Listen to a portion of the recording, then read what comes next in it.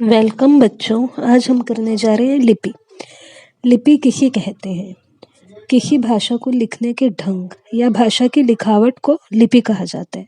मतलब भाषा को लिखने के लिए जिन चिन्हों का यूज होता है उन चिन्हों को हम लिपि कहते हैं। भाषा को लिखने के लिए जिन चिन्हों का उपयोग किया जाता है उसे लिपि कहते हैं।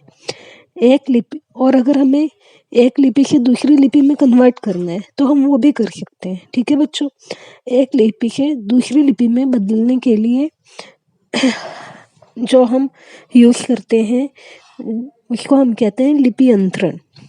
ठीक है, एक लिपि से दूसरी लिपि में किसी भी चीज को हमने चेंज कर दिया तो उस चेंज को हम कहते हैं लिपि अंतरण। अब मैं आपको बताऊंगी लिपि कितने प्रकार की होती है। लिपि मुख्यतः 3 प्रकार की होती है। पहली आ जाती है हमारी चित्र लिपि, दूसरी है हमारी अल्फाबेटिक लिपि और तीसरी है अल्फा सिलेबिक लिपि। तो सबसे पहले हम जानते हैं चित्रलिपि। चित्रलिपि किसे कहते हैं? चित्रलिपि के जरिए लोग अपने भावों और अपने विचारों को चित्र के माध्यम से प्रस्तुत करते हैं। मतलब चित्र बनाकर हम अपनी फीलिंग्स को शो करते हैं। चित्रलिपि भी 3 तरह की होती है। सबसे पहले आ जाती है चीनी लिपि। चीनी लिपि वो है जो चीन के लोगों द्वारा इस्तेमाल की गई। उसके बाद प्राचीन मिस्री लिपि, जो प्राचीन मिस्र के लोग थे वो जिस लिपि को चित्रलिपि को यूज करते थे उसको नाम दिया गया प्राचीन मिस्र लिपि। और तीसरी आ जाती है कांजी लिपि। कांजी लिपि जापानी लोगों द्वारा चित्र बनाने में जो लिपि इस्तेमाल की गई उसको कांजी लिपि कहा गया। अब हमारे सेकंड लिपि का टाइप है अल्फाबेटिक लिपि।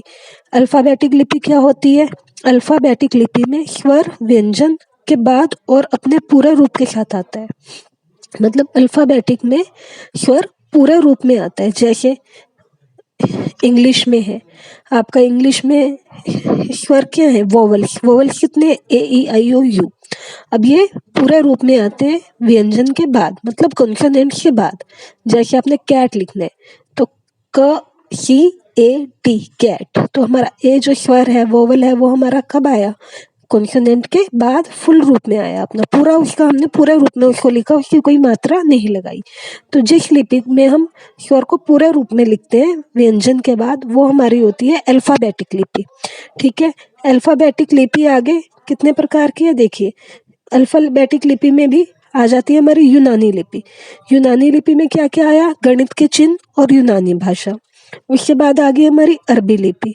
अरबी लिपि क्या होती है? अरबी, कश्मीरी, उर्दू और फारसी उसमें आ गई। इसके बाद इब्रानी लिपि। इब्रानी लिपि में इब्रानी भाषा आ गई। रोमन लिपि। रोमन लिपि में क्या क्या आ गया? हमारी इंग्लिश और पश्चिम यूरोप की जितनी भी भाषाएं वो हमारी सारी रोमन लिपि में आई। फ्रेंच और जर्मन ये सब हमारी रोमन लिपि में आई। आगे हमारी आ रही है सिरिलिक लिपि। सिरिलिक लिपि क्या होती है? सोवियत संघ की सारी भाषाएं जिस लिपि में आती हैं वो सिरिलिक लिपि होती है। और उसके साथ और कौन सी आती है भाषा? उसमें रूसी भाषा। सिरिलिक लिपि में हमारी रूसी भाषा भी आ जाती है। अब हमारी तीसरी तरह की आ गई अल्फा सिलेबिक लिपि। अल्फा सिलेबिक लिपि कौन सी होती है? इसके अनुसार इसकी प्रत्येक इकाई में अगर एक या एक से अधिक व्यंजन होते हैं तो उस पर स्वर की मात्रा का चिन्ह लगता है। जैसे हिंदी में हम स्वरों की मात्राएं लगा लेते हैं ना, तो मात्राएं जिन पे लगती हैं वो हमारी अल्फा सिलेबिक लिपि होती है। ठीक है, अगर इकाई में व्यंजन नहीं होता तो हम स्वर पूरा लिख देते हैं, बट अगर व्यंजन होता है तो हम व्यंजन के ऊपर स्वर की मात्रा लगा देते हैं। तो इस लिपि में कौन कौन सी आती है? सबसे पहले आ जाती है देवनागरी लिपि। देवनागरी लिपि में कौन सी भाषाएं लिखी जाती है? एक तो आपकी हिंदी, नेपाली, संस्कृत और मराठी। इसके बाद हमारी आ गई ब्रह्मी लिपि।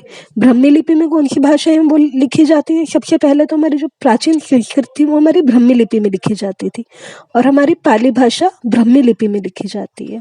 उसके बाद हमारी आ जाती है गुजराती लिपि। गुजराती लिपि कौन सी होती है? गुजराती भाषा के लिए।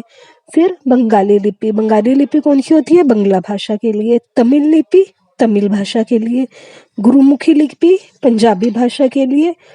और इसके बाद सबसे लास्ट लिपि हमारी आ जाती है ब्रेल लिपि। ब्रेल लिपि जो है जो नेत्रहीनों के लिए यूज होती है।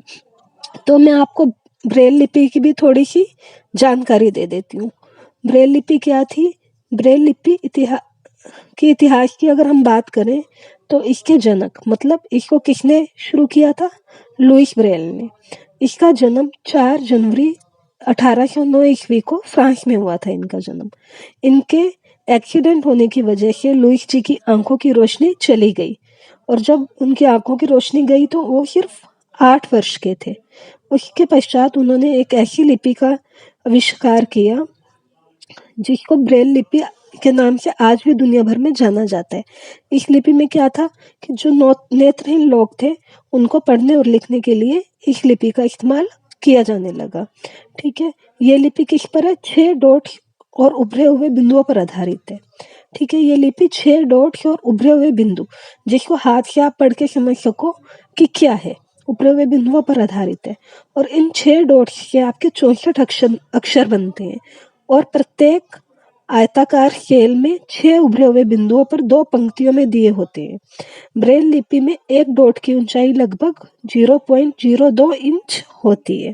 ठीक है, तो इस तरह से उन्होंने उभरे हुए अक्षरों से नेत्रहीनों के लिए बहुत आसान कार्य कर दिया जिससे नेत्रहीन अच्छे से पढ़ सके और समझ सके।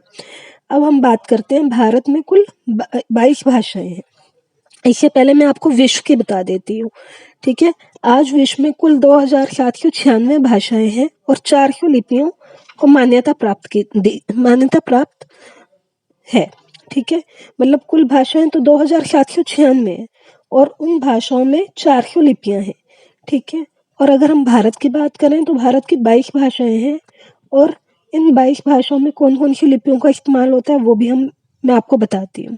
ठीक है, सबसे पहले हमारी आ जाती है हिंदी। हिंदी हमारी कौन सी लिपि में लिखी गई है? देवनागरी लिपि में। सिंधी भाषा भी देवनागरी लिपि में और कुछ वर्ड इसके फारसी लिपि में भी लिखे गए हैं।